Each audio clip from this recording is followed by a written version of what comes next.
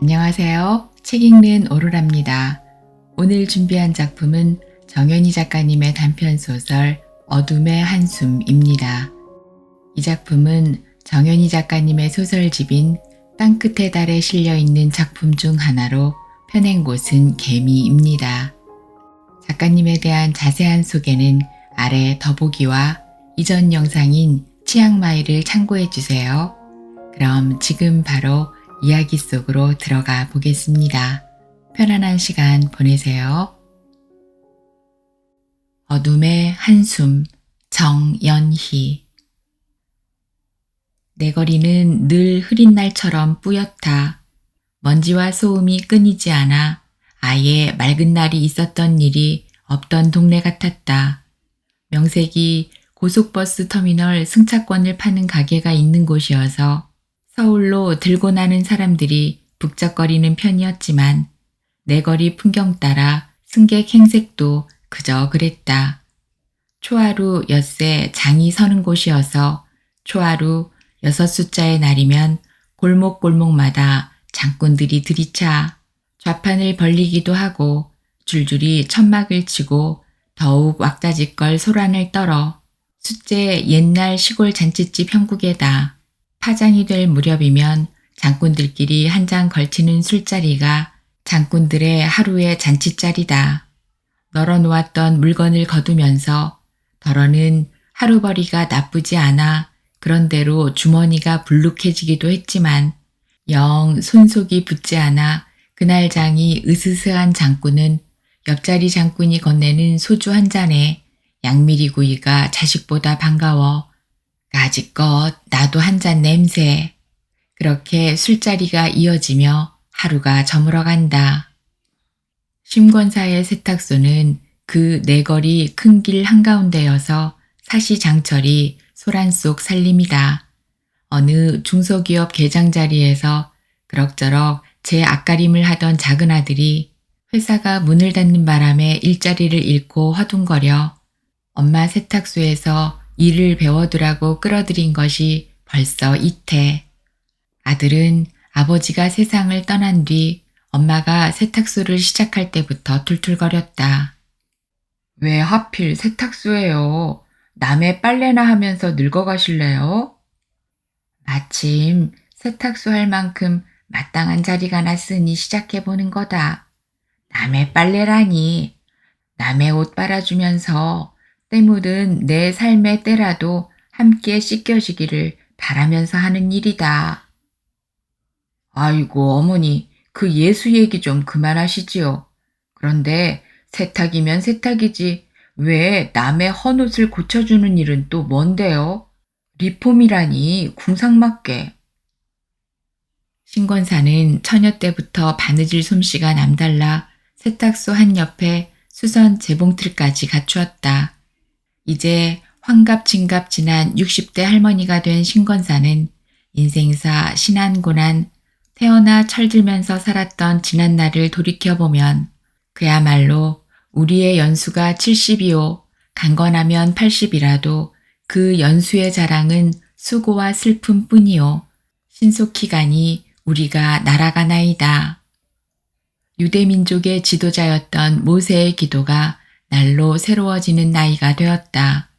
수고와 슬픔뿐인 인생, 첫 자식 낳아 고물고물할 때와 둘째를 낳아 형제를 만들어 주었을 때 아들 형제가 고물거릴 때를 지나 학교라는 데로 들어가면서 아비와 어미와 자식들의 바쁘다 바빠 매일 난리치는 고달픔은 시작되었고 내처 숨차고 숨찬 언덕길만 치닫다가 남편은 시골집 한 채뿐 남겨놓은 것 없이 세상을 떠났고 큰아들은 명문대 법과를 거쳐 고시에 매달린 7년, 이제는 저만 지친 게 아니라 식구들 모두가 지쳤을 무렵 가장을 잃은 것이다.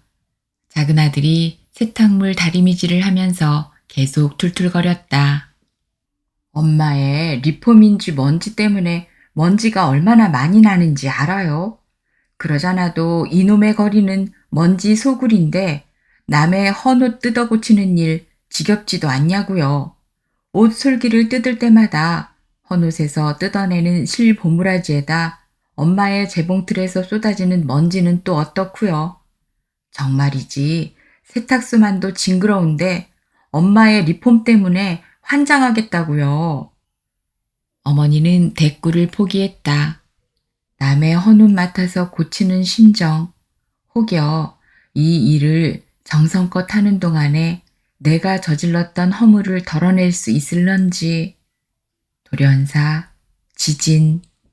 이 세상은 예고 없이 닥치는 재난으로 한순간의 떼죽음이고 처참하게 죽어가는 온갖 재앙이 날마다 늘어가는데 두렵지도 않으냐.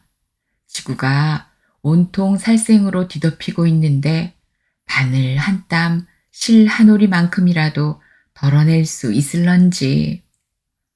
세례받은 지 40년, 성수주일 건너뛴 일 없고 때마다 성찬 성례전은 새로운 감격이었다. 그러나 차츰 자문과 독백이 늘어간다.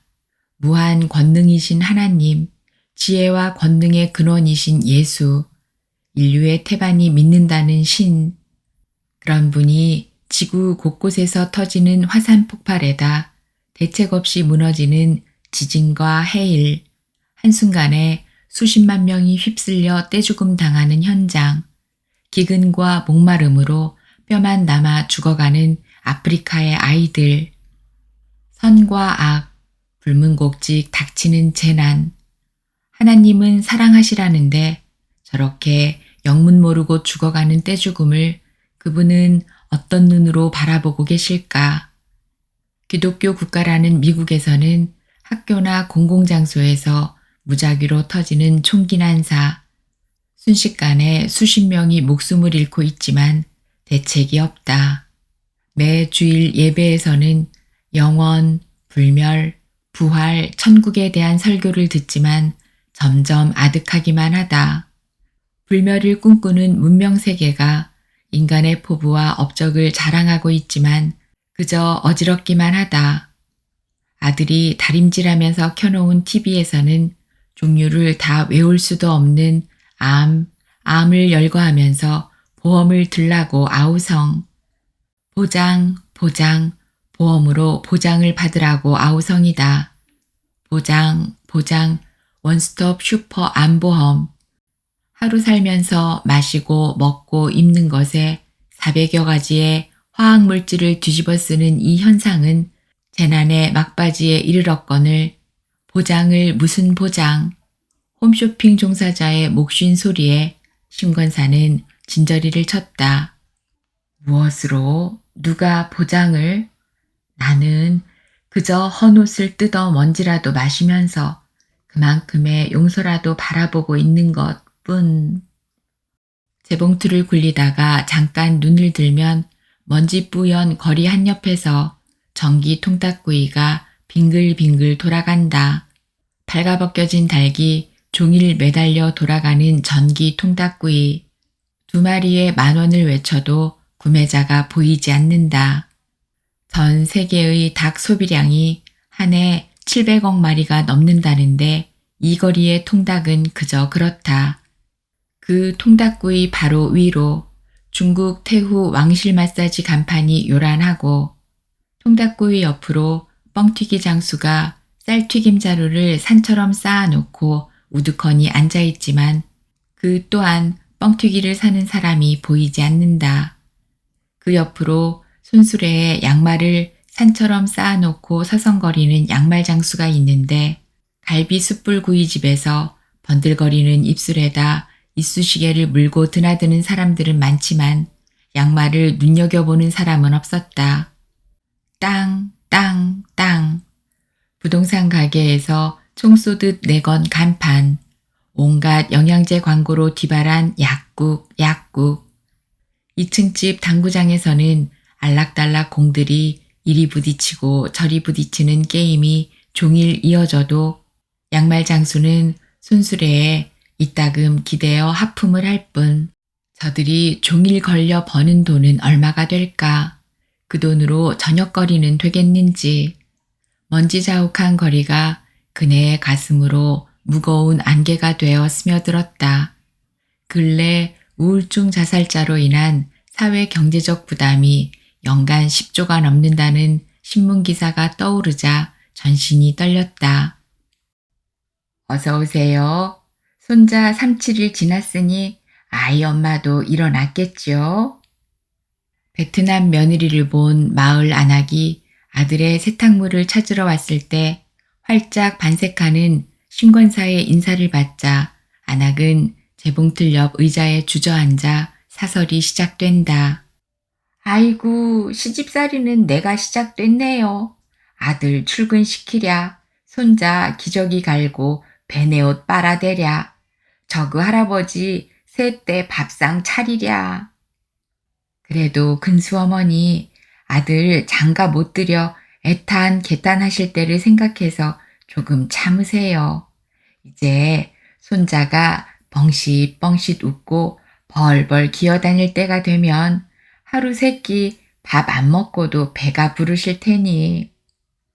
그 사이 다른 손님이 세탁물을 찾으러 왔다. 아, 권사님, 내 바지 늘려달라는 거 다 고쳐 놓으셨어요? 청바지를 맡겼던 30대 초반 여자가 달려들었다. 권사님, 글쎄 저 건너 박권산의 막내가 엊그제 친구들하고 저녁 회식 자리 끝나고 집으로 돌아가다가 교통사고를 당했다는데 식물인간이 되었다네요. 세상에, 그렇게 잘생기고 착하던 막내가 이제 그 어머니는 어떻게 살아가? 세상에, 세상에. 신권사는 수선한 물건을 내어주면서 떨리는 목소리로 물었다. 어느 병원이랍디까? 글쎄, 수원 가는 길에 빈센트라든가. 신권사는 세탁소 일을 끝내는 대로 찾아갈 생각을 굳혔다. 신권사의 양지 세탁소는 다른 세탁소에 비해 세탁비가 훨씬 싼 데다 신권사의 수선 솜씨가 감탄할 만큼 매끈했고 마을 안악들의 자연스러운 상담력을 맡고 있어 그곳은 세탁소가 아니라 마을 여자들의 쉼터였다. 입이 무거워 무슨 내용을 의논해도 말이 나가는 일이 없어 여자들은 크고 작은 일을 양지 세탁소로 들고 왔다. 함께 일을 거두는 아들이 이따금 핀잔. 어머니는 귀찮지도 않아요. 이 마을 여자들의 수다란 수다를 다 들어주고 있으니 원 어느 때는 귀가 따가워서. 신권사는 대꾸 없이 스스로에게 일렀다. 인생살이 누구는 복락만을 누리겠니? 너희들 아직 젊어 앞날 창창할 것 같지만 나는 너희들 앞길을 주님께 맡겨드렸다고는 하지만 이따금 우리의 앞날이 걱정이다. 보장, 신앙이 보험이 보장이겠니? 불교에서도 이승에 살면서 좋은 업을 쌓으라 했다. 아들이 틀어놓은 TV에서는 간단 없이 계속 안보험 보장, 숨 넘어가는 소리로 떠들어대고 있다. 아이고 힘들어라. 아이고. 낯이 익은 듯 또한 비대해 보이는 노파가 헐떡거리고 들어서더니 몸을 던지듯 털썩 주저앉았다. 아줌마는 사람 좋기로 동네 소문났던데 혹시 빈방 하나 구할 수 있겠소? 웬 갑자기 빈방을요? 아이고, 이 한 몸뚱이 붙일 자리 없어서 혹시나 하고 들렀어. 세상 자식들 있어 뭘 해. 요새 거 무엇이냐. 방송마다 자식들이 제 애미를 이리 굴리고 저리 굴려가며 애미 맞지 않겠다고 온갖 수작 부리는 방송 자주 뜨자니요. 제 애미 모시지 않겠다고 자식들끼리 피 터지게 쌈질하는 거. 나도 아들, 딸 있기는 있네만 내가 기초연금 노인수당 나오는 것 있어서 자식들 폐 끼치지 않고 홀가분하게 지낼까 해서요. 어디 마참한 데 없을란가? 비대한 몸에 비해 서두는 품은 기운차 보였다. 신권사는 잠깐 마음이 흔들렸다. 큰아들이 어느 교회 사찰직을 맡고 떠나 있어 방이 비어 있었지만 어쩐지 선뜻 내키지 않았다. 나 이래봬도 끌끌해. 혼자 밥도 잘 지어 먹고 빨래도 청소도 누구보다 깔끔하다고. 아줌마, 이 마을 복덕방처럼 발 넓으니 알아볼 만도 하겠구먼. 하지만 방세 같은 거는 낼 수 없어. 집이나 지켜주는 거지. 그래서 방 구하기가 힘들어 그래. 어디 없을까? 모른 채 하기 힘들었다. 실상 방이 비어 있는데 저렇게 간절하게 방을 구한다는 팔순 노파를 모른 채 해. 모질지 못해 그날 저녁 심권사는 노파에게 빈 방을 보여주기 위해 함께 퇴근했다. 노파는 방을 휘 둘러보더니 눈을 동그랗게 떴다. 도배를 해줘야 하잖아, 도배. 깔끔한 아들이 쓰던 멀쩡한 방이었다. 왜 가만히 있어? 의당 3사람이 드는데 도배는 해야 하는 거 아니냐고? 안 그래? 아, 그만한 거 알만한 사람인 줄 알았네만. 어떻던 오늘은 이만 가네. 모레 올라네. 그런 줄 알고. 그리도 당당한 노파는 신권산에 방 하나가 비어있다는 정보를 이미 알고 달려든 눈치였다. 이튿날 밤에 도배를 시작한 엄마를 돕던 아들은 화를 더럭더럭 냈다. 아니, 엄마, 세상에 방을 그냥 내어주면서 도배까지 해야 하다니? 형 쓰던 이 방 도배한 지 얼마나 된다고 그래? 도대체 그 할망구 무엇을 보고 방을 내줬어요? 기왕에 정해진 일 뒷말 말자. 좋은 일이라 믿고 하다 보면 끝이 있겠지. 내 대가 아니면 너희들 때에 복락되어 돌아올는지 모르잖니? 아이고, 무슨 복락식이나. 아무래도 그 노인네 보통 노파 아니야. 아들은 못내 못마땅해서 쑥 나온 입을 끌어들이지 못했다. 다음 날 오후 노파에게서 전화가 걸려왔다. 아줌마, 내일 내가 들어가는데 말이오. 애비일은 내 손녀딸이 있어서 데리고 갈 건데 그리 아쉬우. 20서너 보이는 젊은 여자가 노파의 손녀딸인가 싶기는 했는데 젊은 여자는 포대기에 쌓인 아기를 안고 있었다. 아줌마, 얘가 내 손녀 가비여. 저 안고 있는 것이 가비년이 낳은 내 증손녀고. 노파는 아무 말도 못하고 서 있는 신권사를 팔굽으로 제치고 방으로 들어서더니 아, 도배를 했구먼. 그런 대로 살만하네. 애엄마 가비는 비대한 할머니보다 더 뚱뚱했다. 처음 만나는 사람에게 인사를 할 생각도 없는 듯 아기를 안은 채 빤히 짙은 눈은 크지도 않은 눈이 유난히 번들거렸다. 몸통은 무겁게 늘어져 보이는데 오직 번들거리는 것은 두 눈뿐이었다. 도배를 새로 한 방으로 들어선 것은 그렇게 3대 새 식구였다. 거세 보이던 노파도 눈자위가 번들거리던 아기 엄마 가비도 아기가 함께 있는 것만으로 평화로워 보였다. 세탁소 문을 닫는 시간은 밤 10시가 넘는다. 집으로 돌아와 대강 씻고 자리에 들면 무덤 속처럼 꿈조차 천근이다. 그렇게 깊은 잠에 빠진 한밤중 신권사를 깨운 것은 악장치듯 울어대는 아기의 울음소리였다. 아기는 좀채 울음을 그치지 않았다. 신권사의 잠이 부서졌다. 한밤중 쳐오는 아기를 어떻게 하고 있기에 좀 짜증스러웠지만 오래간만에 들리는 아기 울음소리로 한밤 어둠이 싱그러워지는 듯 했다. 아기의 울음이 잦아졌다 다시 이어지면서 날이 밝았다. 아침에 신권사가 조심스럽게 노파의 방문을 두드렸다. 리슈, 들어와요. 방문을 열자 아기 기저귀 젖은 냄새와 방 안에 흐트러진 컵라면 껍데기, 찌그러진 플라스틱 물병, 휴지 뭉치가 널브러져 있고 아기 엄마 가비는 보이지 않았다. 포대기에 아무렇게나 둘둘 말린 아기는 지친 듯 잠들어 있었다. 할머니, 아기 엄마는 어디 갔어요? 왜 아기가 밤새 울었어요? 어디 아픈 것 아닌가요? 아프긴. 애어멈은 벌써 일 나갔지. 여태 있나? 거짓말이었다.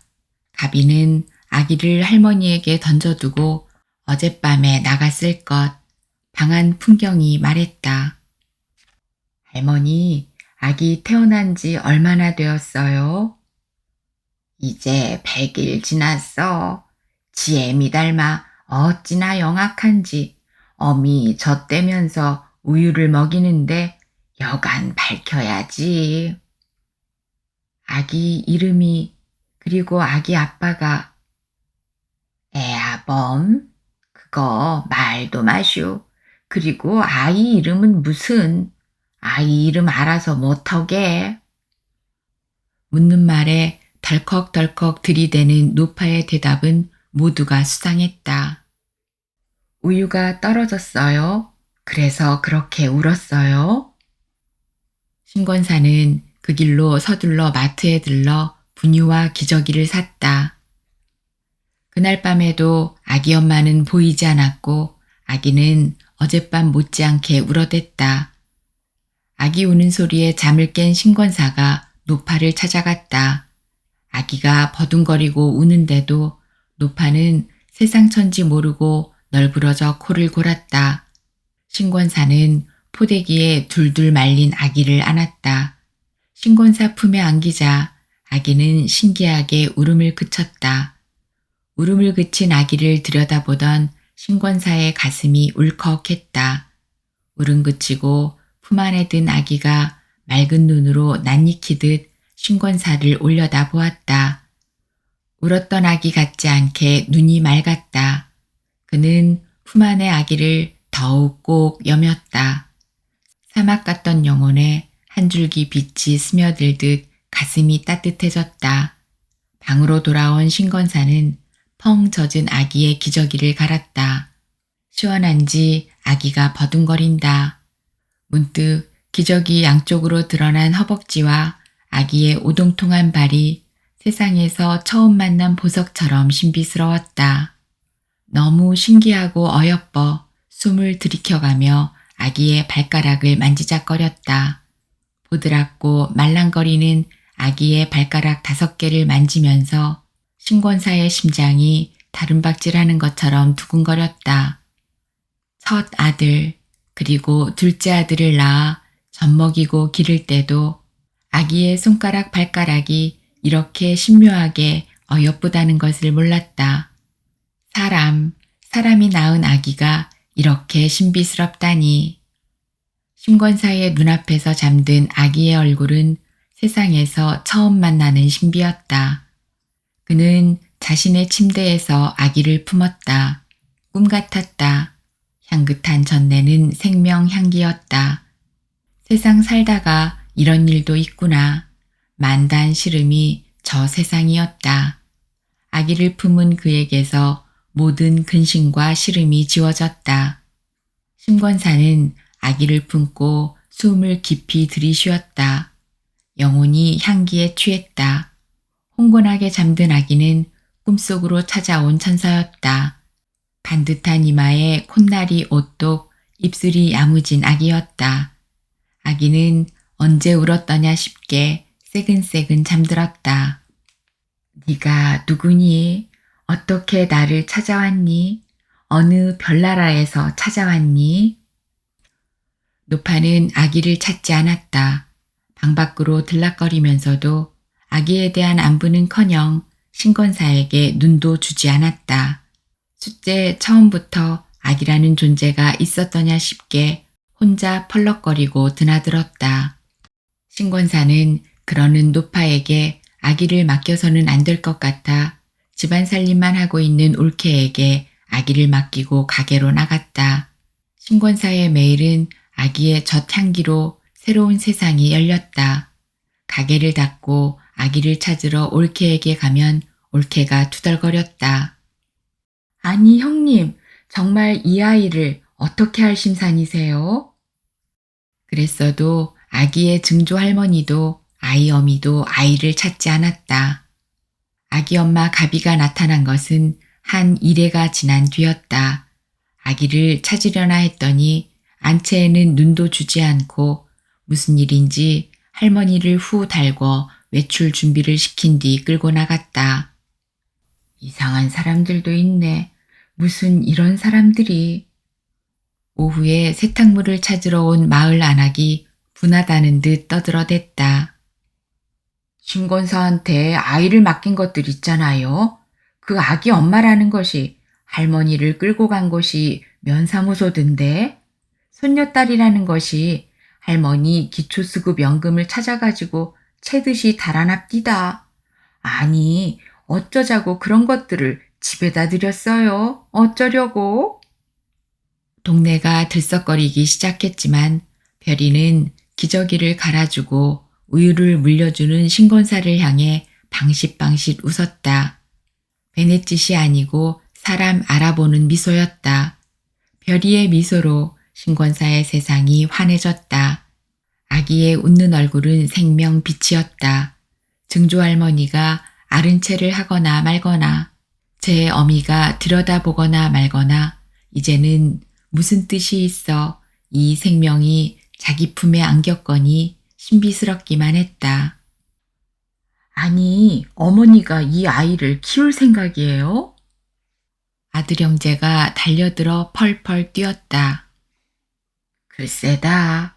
옛날 엎둥이는 문 앞에다 포대기 채놓고 가버렸는데 우리 집 문간방에 든 할머니와 선녀는 이렇게 아기를 넘겨주고 사라지려는 것이나 아닌지 모르겠다.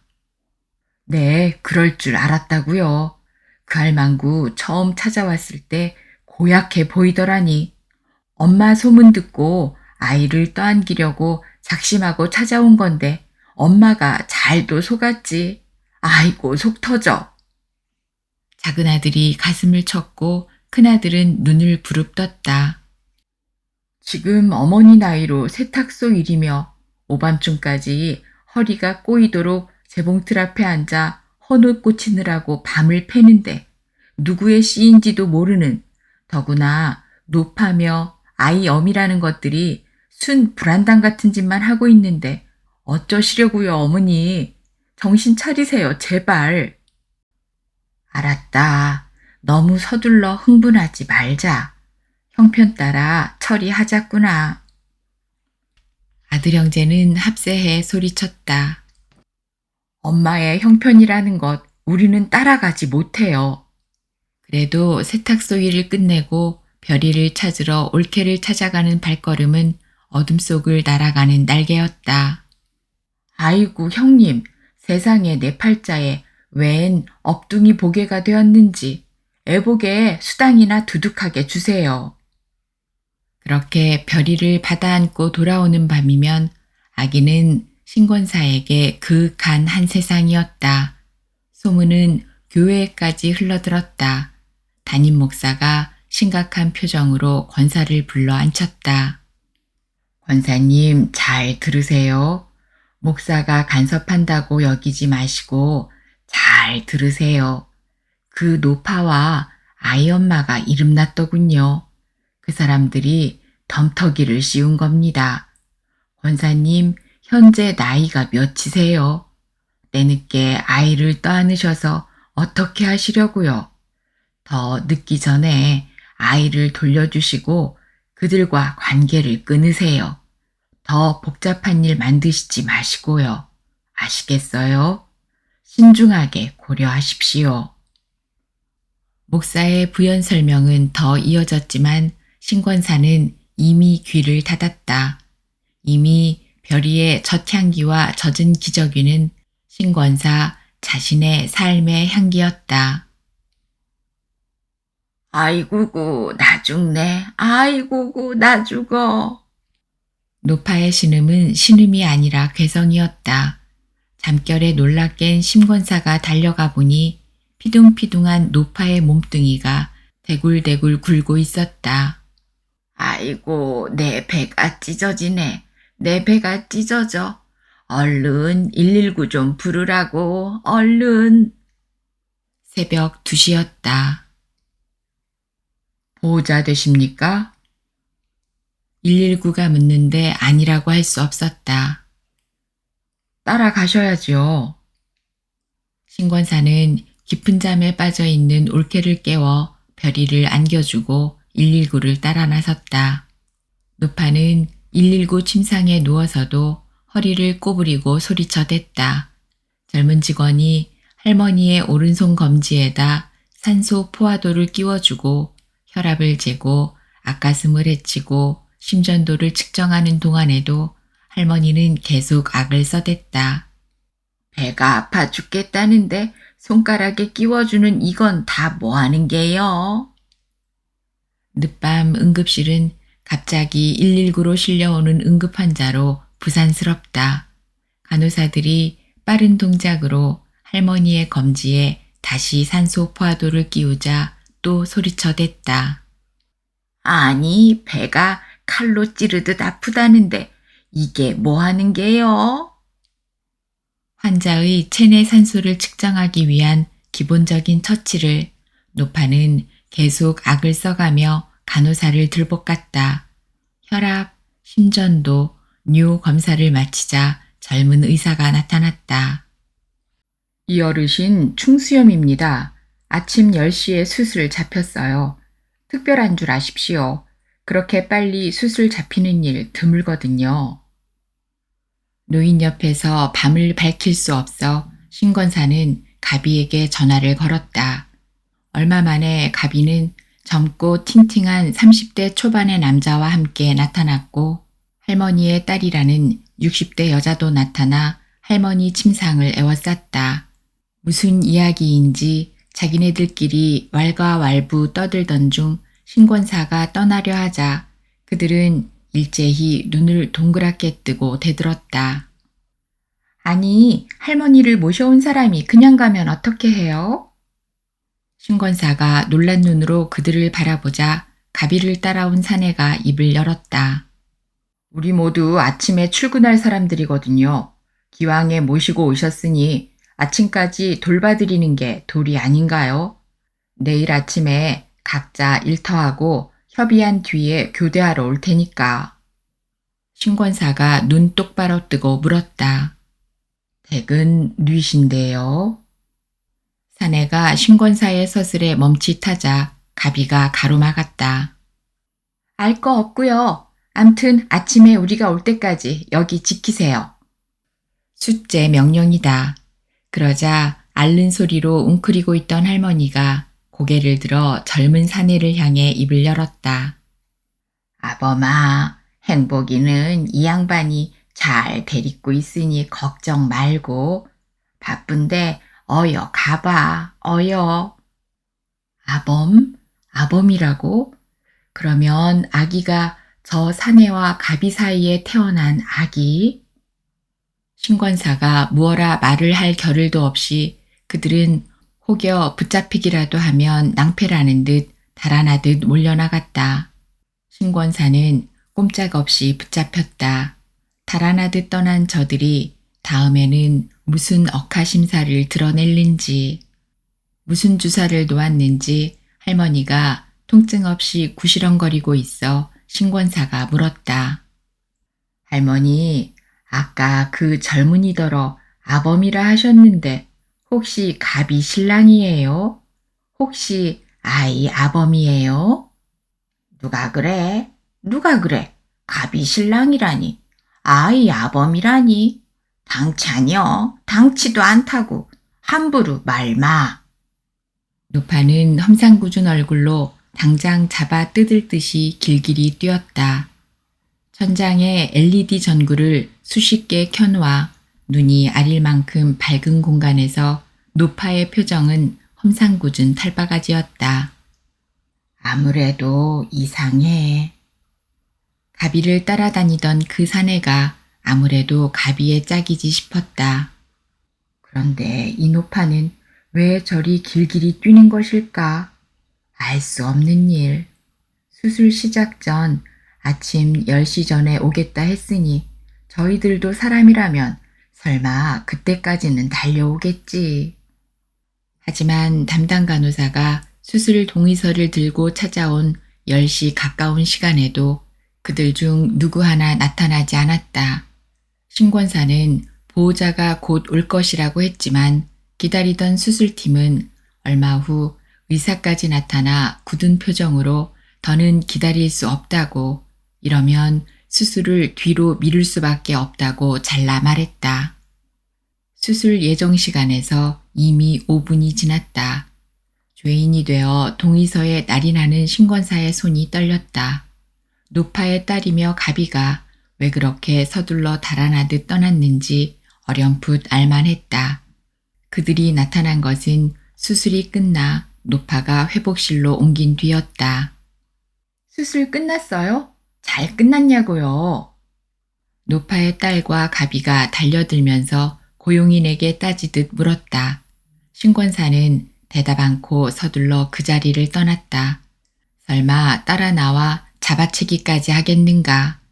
다시는 잡히지 않겠다는 의지로 달리듯 걸었지만 갑자기 눈앞이 어른어른했다. 세상이 어둠 속 깊은 안개 같았다. 어떤 알 수 없는 힘에 납치된 듯 했다. 이 일을 어떻게 하나, 이 일을. 세탁소 거리는 여전히 먼지와 소음으로 흐릿했고 전기 통닭구이는 여전히 빙글빙글 혼자 돌아가고 노래방, 노랫바 아래 수레에 산처럼 쌓여있는 양말도 발 임자를 못 만나 우중충했다. 신권사는 반쯤 혼이 나간 듯 그 거리를 허청허청 걸었다. 오후에 올케에게 들러 아기를 받았다. 아기를 데리고 집으로 돌아갔다. 품에 안긴 아기가 엄마 품인 줄 알고 얼굴을 젖가슴께로 밀어대며 코를 비볐다. 너는 누구냐? 네 이름이 행복이라고? 저들 중 정말 너를 낳은 사람은 누구냐? 아기를 안고 자리에 눕자 어둡고 이상한 꿈속을 헤매는 듯 답답했다. 그런데 아기를 들여다보자 잠든 아기는 베넷짓으로 방싯방싯 웃고 있었다. 가비와 노파의 딸이 세탁소로 달려든 것은 노파가 수술을 받고 사흘째 되는 날이었다. 수술 동의서에 아줌마가 서명했잖아요. 가서 퇴원 수속하라고요. 아줌마가 수술비 대세요.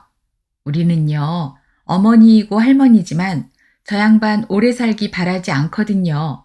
살려놓으셨으니 아줌마가 책임지라고요. 퇴원 수속하러 가십시다. 신권사는 그들 사설에 놀라 아들 눈치를 보며 그들을 밖으로 끌어냈다. 그러지 않아도 아들이 이상한 낌새를 채고 무언가를 벼르고 있는 눈치였는데 기가 막혔지만 신권사는 말을 가다듬었다. 아니, 도대체 무슨 말씀을 그렇게들 하세요? 정말 경우 없는 사람들이네. 방 거저 빌려드려 오밤중 119 불러 할머니를 응급실로 모셔가. 날이 새도록 할머니를 지켜드리고 수술 받으시는 동안도 나 혼자 있었는데 이제 와서 도대체 댁들은 무슨 심사로 이러는 거예요? 노파의 딸과 가비가 가슴을 쑥 내밀더니 약속이나 한 듯 합창했다. 우리 아기 행복이 어딨어요? 아이를 훔쳐서 어디 두었어요? 당장 내놓으라고요. 당장. 이건 또 무슨 소리? 아이를 훔쳤다고? 누가 얽어놓은 각본이 이렇도록 짜임새 있을까? 이제는 아기 도둑으로 몰고 있다. 아니, 젖먹이를 돌보지 않고 버려둔 사람들이. 신권사는 더 이상 말을 잇지 못했다. 노파의 딸이 서둘렀다. 당장 아이가 보이지 않잖아요. 예, 가비야, 경찰 불러라. 112에 전화하라고. 그들은 그렇게 엄포를 놓고 신권사를 납치하듯 끌고 병원으로 갔다. 신권사는 그렇게 그들에게 끌려가 노파를 퇴원시켰다. 노파를 떠안긴 그들은 뒤도 돌아보지 않고 달아났다. 그들은 아기에 대해서 다시는 묻지 않았다. 쓰거나 달거나 병원에서 퇴원, 신권사 뜰 아랫방으로 돌아온 수술 뒤끝에 노파를 돌보고 있던 중 가비가 찾아온 것은 며칠 뒤였다. 아줌마, 행복이 어딨어요? 아니, 또 왜 행복이는? 나를 또 아기 도둑으로 몰려고? 아니에요. 아이 예방주사 맞히러 가야 돼요. 그랬던가. 그래도 아기 예방주사 때를 맞출 줄 아는 걸 보니 애미는 애미인가 보다. 올케에게서 아기를 데려다 안겨주었더니 불쑥 손을 내밀었다. 아기 예방주사값 줘야지. 주사값? 30만 원. 30만 원? 왜요? 비싸요? 아이가 맞는 주사가 몇 가지인 줄 알아요? BCG 결핵 예방에다 간염 예방, 홍역. 내가 줄줄이 외운다고 아줌마가 알아나 듣게? 신권사는 건들거리는 어미 품에 안겨있는 아기가 안쓰러워 두 말 않고 현금 30만 원을 건넸다.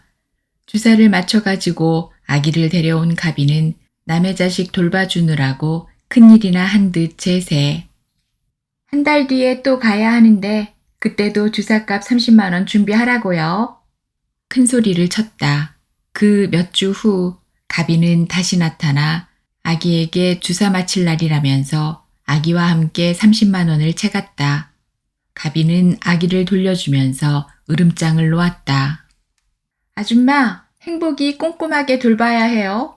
왜 아줌마가 데리고 있지 않고 올케라는 사람한테 맡기냐고요. 그렇게 할 테면 행복이 도로 주세요. 가비의 허세가 눈에 보여 신권사는 가비를 똑바로 건너다보며 말했다. 그래, 이제 아기를 데려가겠어? 데려가겠으면 그렇게 하라고. 가비는 기름진 몸을 한번 흔들더니 우물우물했다.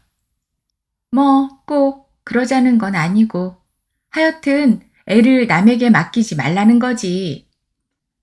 신생아 예방주사가 국가 의무로 무료라는 것을 알게 된 것은 얼마 후였다.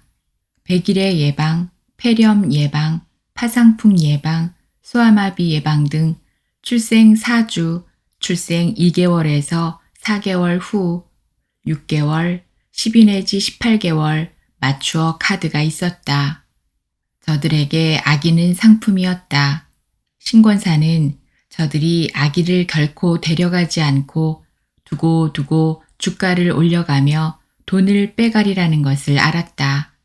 악의 축에 박혀있는 눈은 어떤 눈이었기에 제 새끼를 미끼 삼을 만한 상대를 이렇게 알뜰하게 골랐을까 기이했다.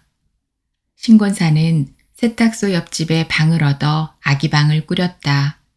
그동안 어머니가 무슨 일을 겪었는지 알 길 없던 작은 아들이 길길이 뛰었다. 어머니, 엄마, 정말 언제까지 이러실래요? 그 아이 돌려주지 않으려면 세탁소고 뭐고 다 때려치워요. 정말이지 더는 두고 못 보겠네.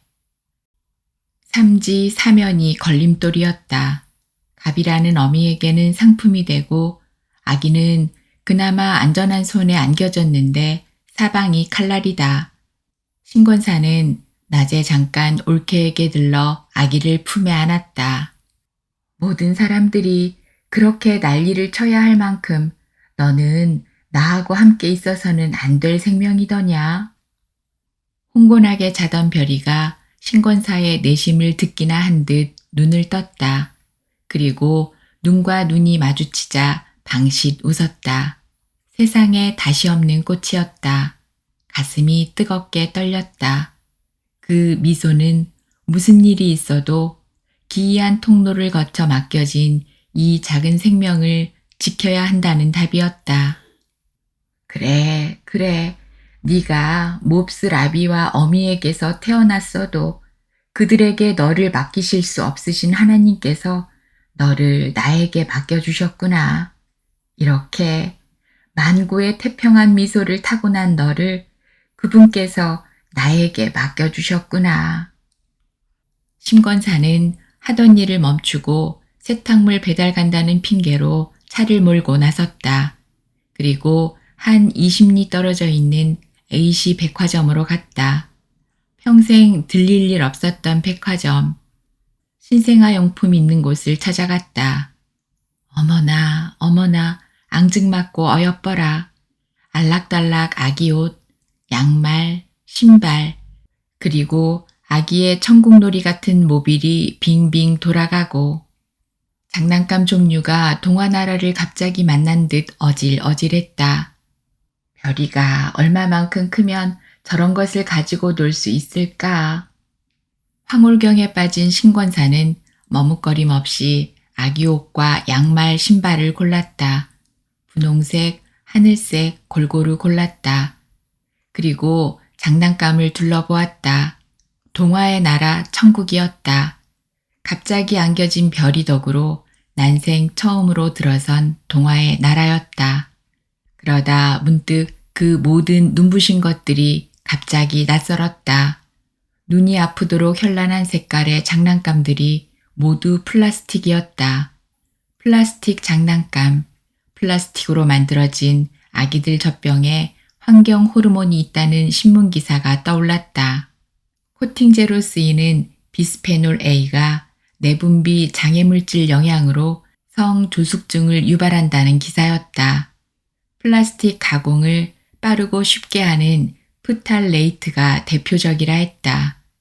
국립과학원에서 전국 초중고등생 1820명을 대상으로 인체 내 환경 유해물질 농도를 조사했더니 6세부터 11세 어린이에게서 비스페놀 A 농도가 어른의 1.6배, 프탈레이트 대사체 농도는 1.5배 높은 것으로 나타났다.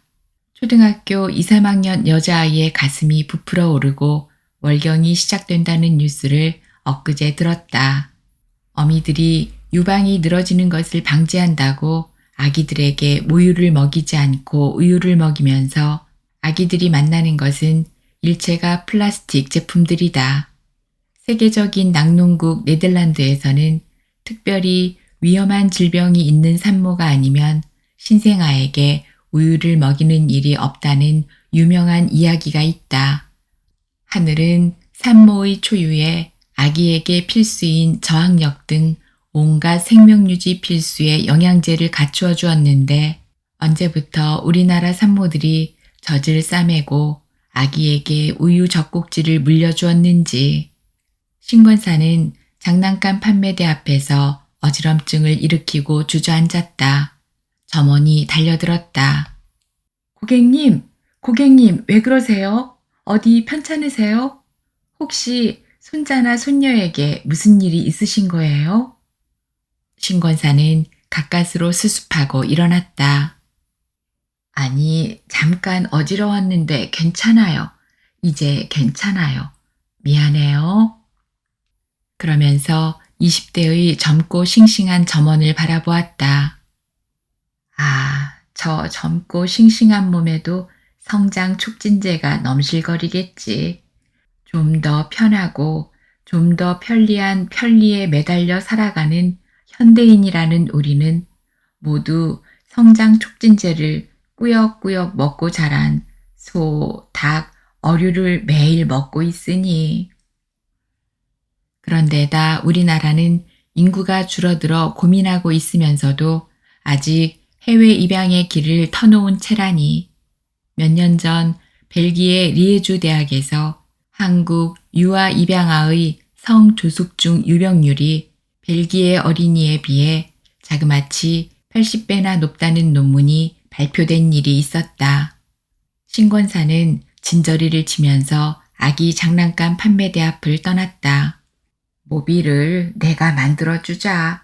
알록달록한 헝겊 자투리로 새와 강아지, 별과 달, 병아리를 만들어 별이의 머리맡에 달아주자. 아들 몰래 아기용품 한아름을 들고 새로 꾸민 아기의 방으로 들어갔다. 잠들어 있는 별이 앞에 무릎을 꿇고 엎드렸다. 그의 오감이 별이의 생명 향기로 젖었다. 별이야, 오늘 어떻게 될는지, 내일 무슨 일이 생겨 너와 헤어질는지 모르지만 오늘 너와 나는 우리만의 주인공이 되어 만나는구나.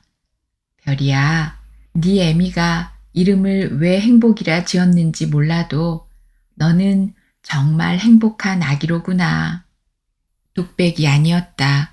별이의 영혼이 알아들을 것을 믿었다. 그날 당장 리폼 재봉틀로 모비를 만드느라고 덜덜거리는 것을 흘낏 바라본 아들이 질겁했다. 아니, 어머니 못하시는 거예요? 아이고, 세상에. 드디어 우리 어머니께서 망령 들리셨네. 아니, 언제 데려갈는지 알 수 없는 아이를 떠안고 이제 아이 모빌까지 손수 만들고 계세요? 큰일 났네, 큰일 났어.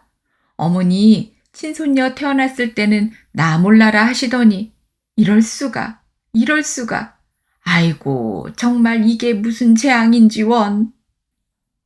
가비는 정말 미혼모인가? 가비와 함께 노파의 병실로 찾아와 설치고 다니던 젊은 사내는 누구인가? 결혼제도가 파괴되어 젊은이들이 결혼을 하지 않고 자식은 더더구나 질색한다. 자식을 먹이고 가르치는데 막대한 돈이 든다는 것. 이렇게 한국은 급속도로 인구 절벽에 이르렀는데 프랑스는 2016년 태어난 신생아 중 6명이 혼외 출산이라 했다. 유럽연합 28개 회원국 중 8개국은 혼외 출산으로 태어나는 아기가 신생아의 절반을 넘는다고 했다. 한국의 실정은 어디까지 갔는지 알 길이 없으나 개인이나 국가, 세계가 믿는 인류의 진보라는 것은 허울 좋은 위로였다. 신권사는 자투리 헝겊이 새가 되고 병아리로 태어나는 것을 보면서 계속 미소가 미어져 나오는 것을 막지 못했다. 어머니, 이제 아들의 한탄은 들리지도 않아요? 그 이상한 모비를 만드시면서 웬 미소여요? 이젠 정말 겁나네. 어린 아기의 모비를 만들다가 나라가 하는 일이 우스워서 그런다. 너희들 태어나기 전에 말이다. 우리 정부는 집집마다 아이를 많이 낳는다고 끌탕하며 산하제 안에 목을 메고 매일 거리거리 골목으로 돌아다니며 마이크로 소리치기를 둘만 낳아 잘 기르자였고 중국은 부부가 아이를 하나 이상 낳으면 잡아 가두기까지 했다고. 그래서 중국 오지의 부부는 태어나는 아이를 제 손으로 죽이는 일까지 있었단다. 그리고 더 웃기는 일은 그때만 해도 우리나라의 주택 사정이 엉망이어서 제 집 갖고 사는 사람이 얼마 없을 때 아파트를 지으면서 병원에서 발행한 정관수술 증명서 있는 사람에게만 아파트 추천권을 주었어. 남자의 정관을 잡아맨 세대주에게만 추천권을 줬다고. 그랬는데 불과 몇십 년 만에 우리나라 인구가 급격하게 줄어 어쩌면 지구상에서 아예 국가가 없어질 첫 나라가 대한민국이 될는지도 모른다는 말이 퍼지고 있을 정도라니. 격세지감이 아니라 한치 앞을 내어다 볼 줄 모르는 인간의 한계가 희극인지 비극인지 어느 쪽인지 몰라서 그런다. 그리고 이런 판국에 아기 모비를 만들고 있는 내가 행복해서. 행복하세요? 행복? 정말 보통 일이 아니네요. 큰일은 큰일이네요, 어머니. 그 얼마 후에 가비는 또 찾아와서 아기 예방접종 때가 되었다고 아기를 빼앗듯 받아 안고 예방접종비 30만 원을 요구했다. 신권사는 두말 없이 돈을 건네주면서 눈치껏 조심스레 입을 뗐다. 이번에는 아기 주사 맞힌 카드를 가져오면 좋겠다. 그래야 내가 다음에 또 언제 예방주사 값을 준비해야 하는지 이렇게 갑작스레 와서 주사비를 내라면 나도 좀. 가비가 눈을 치떴다. 왜요? 돈 아까워요? 그럼 오늘 행복이를 아주 데리고 갈게요. 숫째 공갈이다. 공갈이라는 것을 알았으면서도 신권사는 아기를 가운데 놓고 거래를 하는 것 같은 느낌 때문에 풀이 죽었다. 알았다. 어서 다녀오너라. 조심하고. 걱정도 팔자네. 가비는 내던지듯 말하면서 뒤뚱거리고 떠났다. 세탁물을 찾으러 온 이웃집 영주 어머니가 가게 밖에서 가비를 배웅하듯 서 있는 신권사에게 물었다. 권사님, 이제 지 애미가 아이를 아주 데려가는 거예요? 아니, 예방접종하러 가는 길이래요. 주사비가 한 번에 30만 원이라던데. 아니, 그래서 30만 원을 주셨어요? 껑거리 솟습니다. 그럼 어떻게 해요? 지 어미가 그렇다는데. 영주 어머니가 거품을 물었다.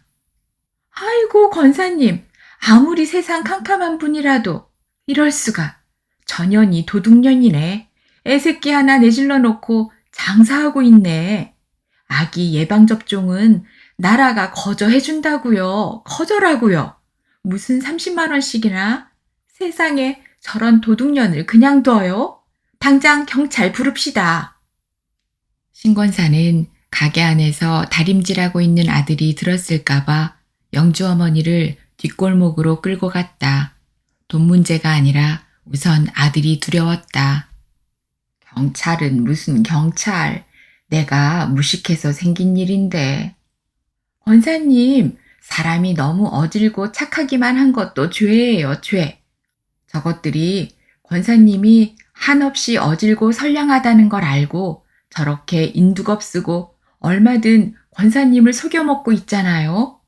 권사님이 한없이 속아주는 그 선량함 때문에 전현들의 죄는 더 늘어나고 그저 신이 나서 계속 저지르고 있잖아요. 권사님이 저것들이 죄를 계속 짓게 만들고 있잖아요. 세상에 나원 살다 별 구경을 다 하네. 열받네 열받아. 이제 그만 애고 뭐고 줘버려요. 언제까지 속아 사시겠어요? 영주 어머니 미안해요. 영주 어머니 말씀 100번 옳아요. 어떻던 정신 차리고 저 사람들이 더 못된 짓 하지 못하도록 할게요. 영주 어머니의 분심은 사기꾼들보다도 신권사의 처사를 더 못마땅해 했다. 속아주는 것이 속이는 죄보다 더 나쁠 때도 있다는 걸 아셔야 해요. 지난 주일 설교 때 그런 걸 도덕적 향락이라고까지 나무라시던데요. 정말이지 저도 이 이상 신권사님 댁 일로 열받고 싶지 않네요. 그이는 분심을 가라앉히지 못한 채 세탁물을 찾아가지고 떠났다. 아들이 이상하다는 듯 물었다. 영주 어머니하고 뭐 다투시거나 따질 일 있었어요? 아니. 그냥 동네 소문거리 좀 들었어. 그런데 왜 어머니 얼굴이 그렇게 창백해요? 창백하기는 골목 바람이 좀 차더라. 가비가 아기를 데리고 왔을 때 신권사는 아기의 예방접종 카드를 달라고 요구했다. 왜요? 내가 엄만데 내가 갖고 있어야죠. 행복이 데리고 있기 싫어요? 그러면 데려갈게요. 신권사는 애써 한숨을 삼키고 잘라 말했다. 그러냐? 그래, 데리고 가거라. 밀고 당기는 거래가 아니었다. 영주 어머니의 닭다리 가슴에 살아있었다. 아기가 너무 가엾었지만 아기와의 인연이 그것으로 끝나는 것이라면 더는 매달리지 않겠다는 각오였다. 그러자 뜻밖의 사태에 한순간 흠칫하던 가비가 신권사를 흘낏 바라보더니 능글차게 뭉쳤다. 에이, 공연히 그러셔. 행복이가 권사님하고 있으면서 얼마나 예뻐졌고 통통해졌는데. 자요. 행복이는 권사님 손녀예요. 하나님이 그렇게 정해줬잖아요. 그렇죠? 그렇게 아기를 신권사의 품에 넘겨주었다. 아기가 품 안에 들자 단단하던 각오는 한순간에 무너졌다. 달아나듯 서둘러 등을 보이고 가버리는 가비가 고마웠고 아기의 향기가 신권사에 얽혔던 가슴을 풀었다. 세탁소 문을 닫고 들어와 대강 씻은 뒤에 아기를 품는 순간 그저 눈물이 흘렀다. 눈물을 흘리면서 아기의 기저귀를 갈아주고 속옷도 갈아입혔다. 60을 넘긴 할망구가 아기를 안고 눈물 흘리는 일에 스스로 어이가 없었다. 세계 곳곳, 일본 그리고 우리 정부도 저출산 고령화로 급물살로 늘어나는 노인 인구 증가로 공포에 질려 있다. 2001년 이후 출산율 1.3 미만, 2100년엔 인구 절반이 노인이 된다는 것, 중국도 인구 쇼크에 6% 성장도 어려워져 성장률 하락이 중국 시장 구조에 적신호가 켜졌다. 세계의 노인 복지 기준이 65세로 정해졌던 것은 1889년 독일 총리 비스마르크가 결정했을 때부터라는데 그 법을 따라 우리 국회가 노인복지법을 만들던 1981년만 해도 65세 이상 노인은 인구의 4% 정도였다던가. 그런데 38년 만에 우리 인구의 15%가 65세 이상이라니. 나도 그중 하나. 5, 6년 후면 비율이 20%가 되면서 초고령 사회가 된다는데 외국 뉴스며 신문들이 이 사태를 두고 회색 쓰나미라고 벌벌 떨고 있다. 나라가 살만해졌다고 노인 대상 도시철도 무임승차로 늙은이들이 눈만 뜨면 꾸역꾸역 들고 나서서 종일 지하철을 타고 돌아다녀 감면액이 7천에서 8천억에 이른다니 나라 살림 거덜날 때가 머지 않았겠고 앞으로 나라가 무엇을 보장해 줄 수 있는지. 기저귀를 갈고 속옷도 갈아입은 아기의 잠든 모습은 천사였다. 아기의 증조할머니도 어미인 가비도 미워할 일이 아니지 싶었다. 세상이 어찌 될는지 결혼 파업으로 젊은 청춘들이 결혼 기피, 출산 기피로 인구 절벽을 이루고 있다는데 이렇게 예쁜 딸을 낳아 안겨준 가비를 고마워할 일이지 싶었다. 그들이 무슨 짓을 하고 있건 행복이는 태어나 이렇게 하루하루 자라고 있으니. 가비는 저출산 고령화 시대의 용감한 여성 아니겠나. 지난 13년간 우리 정부는 저출산 해결을 위해 143조라는 천문학적 예산을 쳐들였지만 출산율은 계속 바닥 모르게 곤두박질 치고 있는 형편에 정책 수립, 정치를 한다는 사람들은 한 치 앞을 내다볼 줄 모르는 청맹관이들인지 1983년 이후에도 산하 제한 정책을 계속 밀어붙이다가 1999년에서야 공식 폐기했다니 한심하지. 이제 총각이고 처녀고 결혼할 생각을 아예 접었다는 숫자가 반 이상이고 더구나 자식을 낳지 않기로 독하게 작정했다는 말을 예사롭게 내뱉고 있으니 세상에서 인구가 줄어 그중 먼저 없어질 나라가 대한민국이라는 예상도 헛말은 아니겠다. 하루 일을 마친 신권사는 별이를 안고 침대에 누워 자장자장 아기를 다독거리며 이야기를 풀다가 함께 잠든다. 별이야, 너는 참 이상한 세상을 찾아왔구나. 우리나라뿐 아니라 온 세상이 아기를 돈으로 만들겠다고 생야단이란다. 저 헝가리라는 나라 빅토르 오르반이라는 총리도 흰소리 탕탕 치고 있구나. 아이를 넷 이상 낳는 엄마에게는 소득세를 물리지 않고 40살 안 되는 여자가 결혼하면 우리 돈으로 4천만 원을 싼 이자로 대출해 주겠다고 큰 소리 쳤다는 게야. 그리고 아이가 셋 이상 되는 집에서 7인승 승합차를 살 때는 우리 돈으로 1,000만 원 보조금을 대주겠다고 했다는구나. 그게 한 해에 6천억 원이 든다는데 말이다. 나라를 틀어쥐고 있는 힘센 사람들은 돈을 뿌리면 아기가 되는 줄 아는 모양이다. 그런데 말이다, 별이야. 아기를 낳지 않아서 인구가 줄어드는 나라는 우리나라뿐이 아니란다. 별이야, 우리나라도 출산 문제를 돈으로 해결해 보겠다고 들고 나섰는데 지금 만 6살이 안 된 아기에게 한 달에 10만 원 아동수당이라는 것을 주고 있는데 그게 말이다. 한 해에 2조 8천억 원이 든다는구나. 새 대통령은 아동수당을 9살 미만으로 올리겠다는데 그러면 한 해에 4조 5천억 원이 든다는 거야. 저 시골 봉화라는 마을에서는 첫 아기를 낳기만 해도 700만 원을 준다는구나.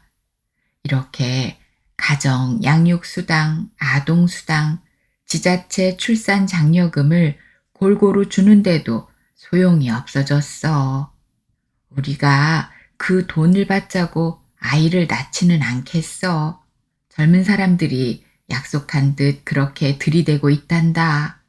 결혼도 싫고 더더구나 아기를 낳는 일은 어마무시. 나라가 마구 뿌려대는 돈이 그게 아기로 태어나겠니? 그러고 보면 네 엄마 가비는 애국자다. 그렇지? 그리고 점점 숨 넘어갈 것처럼 막막한 나에게 너를 안겨준 네 엄마는 좀 색다른 천사가 아닐는지. 별이야, 네가 어른이 되면 너는 좋은 신랑 만나 결혼해서 너처럼 예쁜 아기를 5만 낳아라. 응? 별이야, 하나님께서 아주 아주 기뻐하실 게다. 그렇게 시작도 끝도 없는 말을 별이 귀에 대고 속삭이다가 자신도 스르르 잠에 빠진다. 며칠 후 장날 창거리를 사러 장바닥으로 들어서서 기웃기웃 창거리를 둘러보다가 신권사는 흠칫 놀랐다. 그리고 얼른 가게 뒤 골목으로 몸을 숨겼다. 가비와 그 사내가 팔짱을 끼다시피 희희낙낙 장구경을 하고 있는 것이 눈에 띄었다. 응급실에서 가비 할머니가 아범아 하고 부르던 사내가 가비의 어깨에 팔을 두르고 낄낄 웃어가며 튀김집에서 튀김을 이것저것 고르고 있었다. 별이가 저들이 행복이라고 이름 지어준 행복이가 저들에게서 태어났더라는 말인가. 그런데 왜 아기를 제 품에서 떼놓고 저리 돌아치는가. 아기를 팽개치고 저들끼리 저리 희희낙낙이라니. 가비와 저 건장한 사내가 정식 부부인지 알 수 없었지만 저들이 한 쌍되어 살고 있는 것만은 틀림없어 보였다. 그렇게 웅크려 숨어서 가비네를 지켜보고 있는데 누구인가 등 뒤에서 반색을 한다. 아니, 권사님, 여기서 왜 이러고 계세요? 면사무소 보건지소 윤 소장이었다. 응? 아, 그냥 좀 둘러보다가 숨 좀 돌리고 있는 중이라고. 왜요? 어디 편찮으셔요? 아, 아니야, 아니라고. 그냥 좀. 그런데 권사님 댁에다 떠맡긴 아기는 아직도 그대로 있어요? 아기가 순하고 착해서 잘 자라고 있어요. 그런데 그 아이에게 부모가 있다는 것 알고 계셔요? 아이 에미에게 뻐젓하게 남편이 있는데 아이 에미가 미혼모 노릇하고 있다는 거요. 방금 눈앞에서 키들키들 웃어가며 장을 보고 있는 남녀의 이야기이다. 설마 어떻게 그럴 수가. 요즘 나라가 출산율 때문에 미혼모도 떠받들고 있어요. 어미가 계속 결혼하지 않고 아기를 키운다면 아기가 고등학교 갈 때까지 나라가 다달이 주는 돈이 적잖아요. 아마 월 70만 원이라던가. 좀 있으면 더 올라서 아기하고 애미가 살만한 액수가 지급될걸요. 그것도 아기가 고등학교에 갈 때까지라니까. 아, 나라가 그렇게까지? 그렇다니까요. 그래서 그 아기의 어미라는 것이 뻐젓하게 남편이 있는데도 미혼모라고 속이고 있다는 거예요. 대강 짐작은 하고 있었지만 당장 눈앞에 얼씬거리는 남녀의 이야기를 여실하게 듣게 된 정황이 무슨 결정적인 판결문 같았다. 소장은 신권사가 떠맡은 아기에 대한 동네 소문을 약간 반감까지 섞어 실컷 할 말 다 한 뒤 훌쩍 떠났다. 신권사는 숨을 가다듬고 그 자리에 가만히 주저앉았다. 건너다 보니 가비와 사내는 튀김을 잔뜩 사들고 골목 저쪽으로 건너가고 있었다. 저 사내가 행복이의 아비가 아닐 수도 있겠다. 저 사내는 가비가 타내는 미혼모 수당에다 눈독 들이고 얹혀 사는 건달일 수도 있겠다. 저것들이 태어난 아기에게 행복이라고 이름 지어준 것은 설마. 2018년 세계 행복조사에서 한국이 최하위 수준이라는 것을 알고 역부로 지었을까? 한국의 행복지수가 세계 최하위 수준이라니 경제적 문제가 아니었다. GDP가 우리보다 낮은 가난하기 이를 바 없는 중남미의 행복지수는 우리보다 훨씬 위였는데 설마 이런 흐름 속에서 태어난 아기가 불행해지지 않기를 바라고 지은 이름이었을까? 설마 아기 몫으로 나오는 갖가지 수당이 달콤해서였겠지. 업둥이에게 딸려온 증조할머니와 아기를 갖가지 명목으로 상품 삼아 돈을 뜯어내는 애미와 아기를 애워싸고 각다귀가 된 어른들. 나라 형편은 갈수록 절벽이다. 토머스 멜서스라는 인물이 만들어낸 인구론에서 생존과 재생산이라는 두 가지 본능 중 생존 본능이 앞선다고 주장하기는 했지만 한국의 젊은이들, 그중에 먹물 짙게 밴 젊은이들은 치열한 경쟁 사회에서 나부터 살아남아야 하니 애를 낳을 수가 있어? 어떻게? 소리치고 있는데 그래도 가비는 아이를 낳아 행복이라는 이름을 지어주었다. 반기는 사람 없이 태어났지만 아기를 나에게 데려다 주신 분은 하나님이시다. 하루가 다르게 자라는 별이에게서는 별이가 태어난 그곳, 그들에게서 풍기던 악취가 조금도 없었다. 하늘에서 뚝 떨어진 아기 천사처럼 맑고 향기로웠다. 아, 별이는 너무 고달픈 삶에 지쳐가던 나를 불쌍히 여기신 주님께서 보내주신 천사로구나. 별이는 절대로 그들과 상관없는 아기였다. 주께서 별이를 내게 맡겨주셨다. 엉뚱하게 태어난 별이를 주께서 나에게 보내주셨다. 별이를 보내주시고 나를 위로해 주신 하나님, 아니, 별이가 비록 악취의 시궁창에서 태어났지만 그 시궁창에서 건지셔서 나에게 보내주신 것이다. 아바 하나님의 생명샘에 별이와 내가 함께 마실 수 있는 생수를 열어주시느라고 별이를 이 세상에 보내주셨다.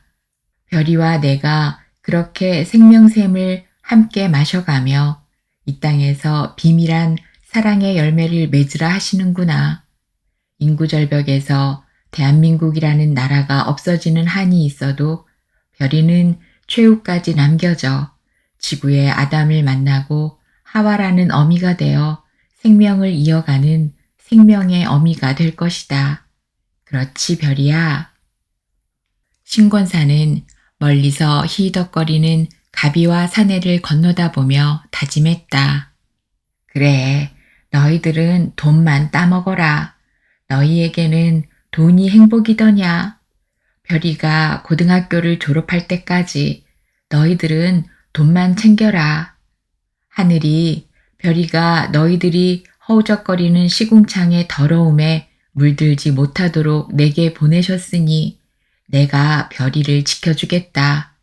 하늘이 주신 내 삶의 목적이다. 별이는 버림받은 것이 아니라 서럽고 고달픈 나를 위해 태어난 위로의 천사다.